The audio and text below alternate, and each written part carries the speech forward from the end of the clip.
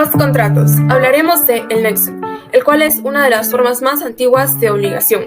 Se encuentra desarrollado dentro del proceso histórico de los contratos romanos, y cuando hablamos de este, indudablemente tiene que aparecer la figura de la balanza. Ella adquiría un rol protagónico, ya que las formas en que se realizaban los intercambios eran a través de esta. Por tanto, en los actos jurídicos romanos era importante el uso del contrapeso en cobre, lo que hacía necesaria la utilización de la balanza. Nuestro caso se desarrolla en el año 426 y tenemos como protagonista a Sextus, un joven de 18 años que quiere casarse con Celia porque está muy enamorado de ella. Como es costumbre, el padre de Celia iba a pagar todos los gastos de la boda, pero ella descubre que Sextus está en graves problemas económicos. Al enterarse de esto, Sextus corre rapidísimo a hacerse un préstamo de Claudio, con tal de no perder el amor de Celia. Pero esto no importa, porque Celia lo deja porque no tenía plata. Y Sextus, todo mal, con el corazón herido, se gasta el dinero del préstamo en bebidas, y lamentablemente no cumple con pagar su deuda. Ahora, ¿qué pasará con Sextus? ¿Llegará a liberarse o se quedará como esclavo?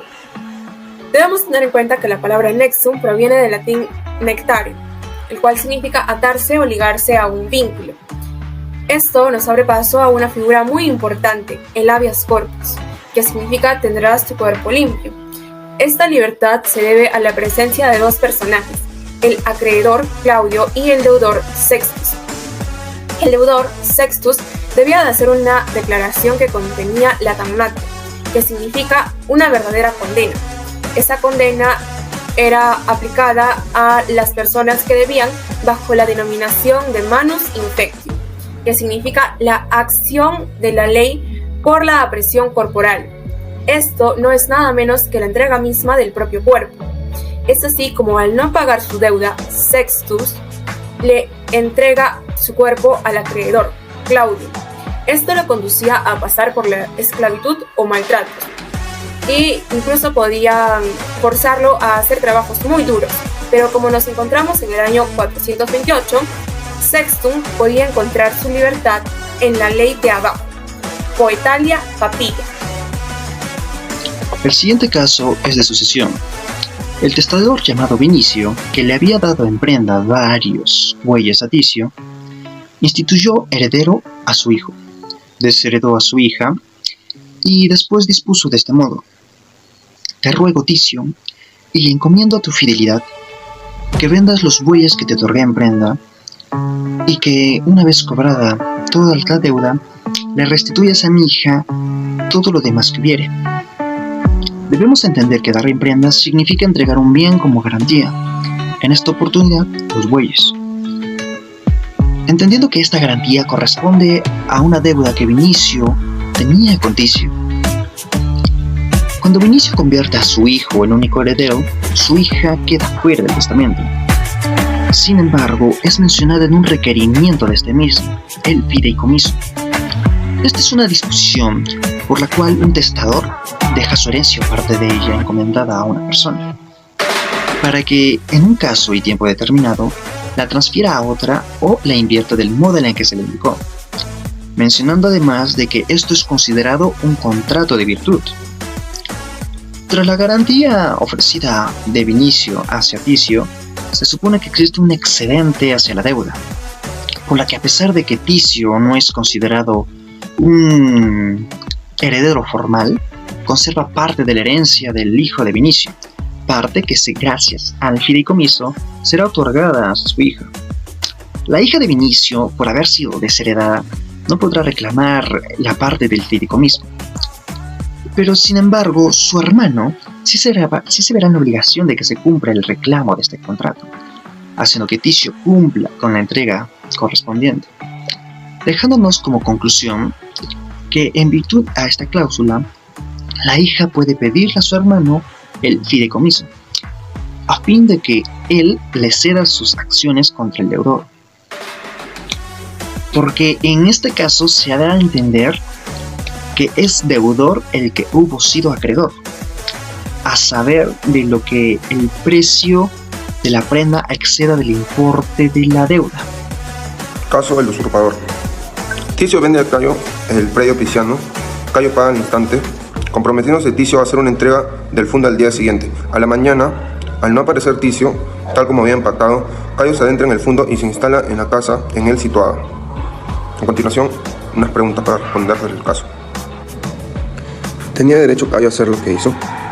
Bueno, se podría decir que lo que hizo Cayo fue una posesión injusta, ya que lo hizo de una manera clandestina, porque no tenía un título o algo que comprobara que él era el dueño de la propiedad, así que no tenía derecho. Lo que debió hacer fue esperar a Ticio para que se haga efectiva recién la venta del predio. Adquirió la posesión del predio. Cayo sí adquirió la posesión del predio, pero no de la propiedad. Esto quiere decir que Ticio aún tiene la propiedad, pero solo ha perdido la posesión. ¿Cómo podría defenderse Ticio al encontrarse con Cayo ya instalado en la finca? ¿Podría expulsarlo? Sí podría defenderse mediante la reivindicación y podría expulsarlo.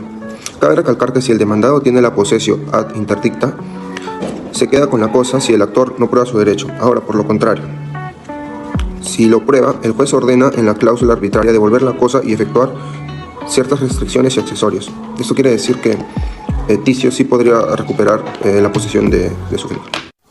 Conclusiones. En los contratos, una forma factible y también una de las más antiguas era el nexum, en el cual se rezaba la balanza y el cobre en una balanza. Además de ser el papel protagónico en el caso, destacamos cómo se cumplió el nexum de manera que coexistía un deudor y un acreedor que al no pagar lo que se prestó por ello, Sextus, el joven, tuvo como consecuencia ser un esclavo o sufrir abusos. Sin embargo, una de las maneras de liberarse del nexum era realizar un pago especial acompañado de solemnidad o del incupatio. Pero finalmente, en beneficio de Sextus, se presentó una nueva ley en la cual declaró libres a los esclavos por deudas. Y así se quedó en un gran desuso la nexis. Luego tenemos el segundo caso. La propiedad es un hecho real por excelencia, pero la posesión de este no solo era una situación de derecho, sino también de hecho.